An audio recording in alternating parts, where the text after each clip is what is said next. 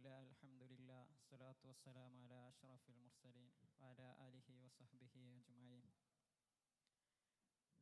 നമുക്കെല്ലാവർക്കും അറിയാം, നമ്മുടെ ജീവിതത്തിൽ ഏറ്റവും ഒഴിച്ചുകൂടാനാവാത്ത ഒരു കാര്യമാണ് ഭക്ഷണം എന്നുള്ളത്.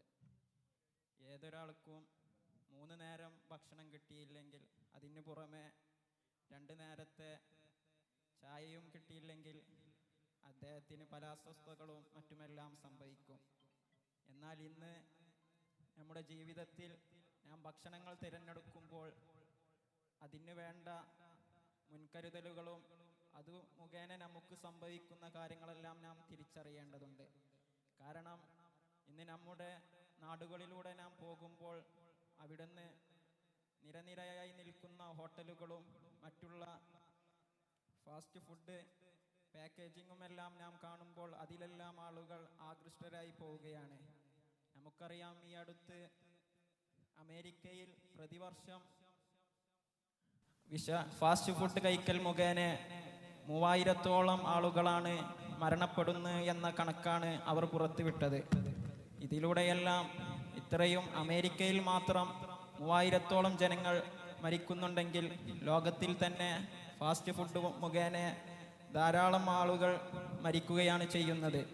നമുക്കറിയാം, ഇതിനെല്ലാം ഇസ്ലാം തക്കതായ രീതിയിലുള്ള എങ്ങനെ ഭക്ഷണം കഴിക്കണം, കഴിക്കുന്നതിൻ്റെ മുമ്പ് എന്തെല്ലാം കാര്യങ്ങൾ ശ്രദ്ധിക്കണം, അതുപോലെ ഏതെല്ലാം ഭക്ഷണങ്ങൾ കൂട്ടിക്കഴിക്കരുത് എന്നെല്ലാം പറയുന്നുണ്ട്. ഇസ്ലാം അതിന് കറക്റ്റായ രീതിയിൽ പറഞ്ഞു. നിങ്ങളുടെ വയറിനെ 3 ഭാഗമാക്കി അതിൽ ഒരു ഭാഗം ഭക്ഷണത്തിനും, ഒരു ഭാഗം വെള്ളത്തിനും, ഒരു ഭാഗം ഒഴിച്ചിടണമെന്നുമാണ് പറയുന്നത്. നമ്മിൽ പലരും 3 നേരവും നല്ല ഫിറ്റായി ഭക്ഷണം വയറ് നിറച്ച് കഴിച്ച് ഉറങ്ങുകയാണ് ചെയ്യാറുള്ളത്.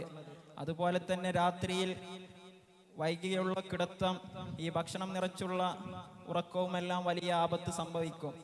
നമുക്കറിയാം, രാവിലെ നാം രാജാവിനെ പോലെ കഴിക്കണം, ഉച്ചക്ക് മന്ത്രിയെ പോലെയും രാത്രി പാവപ്പെട്ടവനെ പോലെയും കഴിക്കണം എന്നുള്ള ഒരു തത്വമാണ്. കാരണം രാത്രി പാവപ്പെട്ടവന് രാത്രി ഒരു ഭക്ഷണവും കഴിച്ചില്ലെങ്കിലും അവന് ഒന്നും സംഭവിക്കാൻ പോകുന്നില്ല. പക്ഷെ നമ്മിൽ പലരും 10 മണിന്റെ ശേഷവും എല്ലാം വയറ് നിറച്ച് ഭക്ഷണം കഴിച്ച് ഉറങ്ങുന്ന ആ പതിവ് നമ്മുടെ ആരോഗ്യത്തെ വളരെയധികം ബാധിക്കും എന്നുള്ളതാണ്.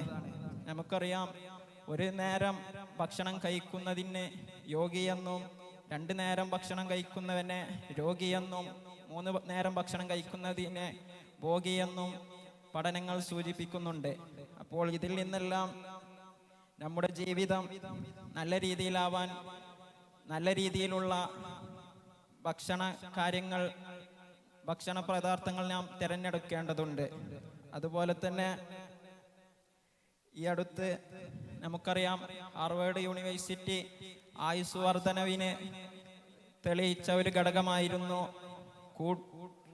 ഹാർവേഡ് യൂണിവേഴ്സിറ്റി ഇതാക്കിയ കാര്യമായിരുന്നു നല്ല രീതിയിലുള്ള ജോലിയും അതുപോലെ കൂട്ടുകൂടിയുള്ള അവൻ്റെ കുടുംബജീവിതവും എന്നുള്ളത്. നമുക്കറിയാം, നമ്മിൽ ഒറ്റപ്പെട്ട ചിലർ ഒറ്റയ്ക്കിരുന്ന് ഭക്ഷണം കഴിക്കുന്നത് മുഖേന അവൻക്ക് പല ഡിപ്രഷൻസുകളും മറ്റുള്ള കാര്യങ്ങളെല്ലാം ഉണ്ടാവാൻ കാരണമുണ്ട്.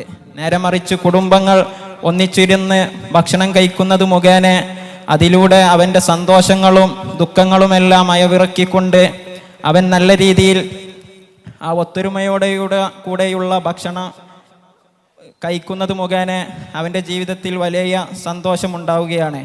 അപ്പോൾ നമ്മുടെ ആയുസ്സിന് ഇതെല്ലാം കാരണമാകുമ്പോൾ നാം ജീവിതം നല്ല രീതിയിലുള്ള ഭക്ഷണങ്ങൾ തിരഞ്ഞെടുക്കേണ്ടതുണ്ട്.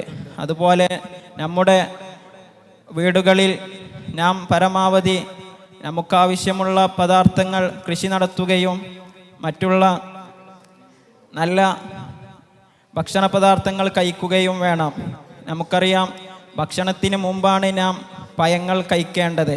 കാരണം അതിനെല്ലാം ഇസ്ലാം അതുകൊണ്ടുള്ള ഗുണങ്ങളും മറ്റുമെല്ലാം തക്കതായ രീതിയിൽ നമ്മെ ഓർമ്മപ്പെടുത്തുന്നുണ്ട്.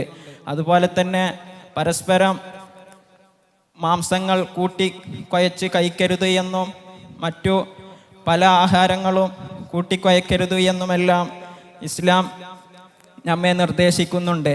അതുപോലെ ഇന്ന് നമ്മുടെ ഫാസ്റ്റ് ഫുഡ് ഹോട്ടലുകളിൽ നിന്നുമെല്ലാം നാം വാങ്ങുന്ന അധിക ഭക്ഷണങ്ങളും പല അജിനോമോട്ടോകളും മറ്റുമെല്ലാം കലർത്തുന്നത് മുഖേന നമ്മുടെ ജീവിതത്തിൻ്റെ ആയുസ്സിനെ ബാധിക്കുമെന്ന് ഓർമ്മപ്പെടുത്തി നല്ല ഭക്ഷണ പദാർത്ഥങ്ങൾ കഴിച്ച് നാം നമ്മുടെ ജീവിതം പുഷ്ടിപ്പെടുത്തണമെന്ന് പറഞ്ഞ് അസ്സലാമു അലൈക്കും വറഹ്മത്തുള്ളാഹി.